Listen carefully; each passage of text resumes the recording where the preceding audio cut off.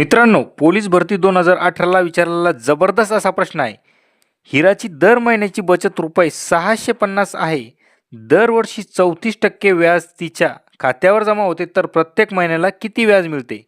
बघा मित्रांनो, हुशार विद्यार्थी आणि ज्यांच्या अंगात अभ्यासाचा किडा आहे, हे त्यांना कसं डोकं लावतील की 650 गुणिले 12, त्याच्यानंतर 12 महिन्याचं व्याजदर ते काढतील आणि 12 महिन्याच्या व्याजदराला 12ने भागून नंतर महिन्याचे व्याज करतील. याला एवढं डोकं लावत बसण्याचं काही कारण नाही.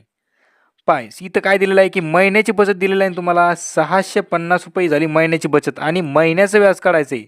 त्याच्यामुळं वार्षिक तिथं जायचं नाही.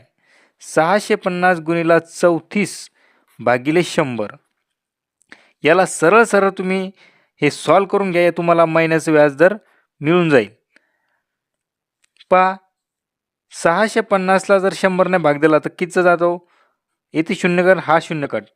या 10ने 2 10 आणि 17 दुनी 34. आता या 5ने परत 65ला भाग जातो 13चा. आता आपल्याकडे राहिले काय? 13 गुणिले 17 म्हणजेच किती उत्तर येणार तुमचं? 221. हे झालं तुम्हाला महिन्याला मिळणारं व्याज. किती महिन्याला मिळणारं व्याज?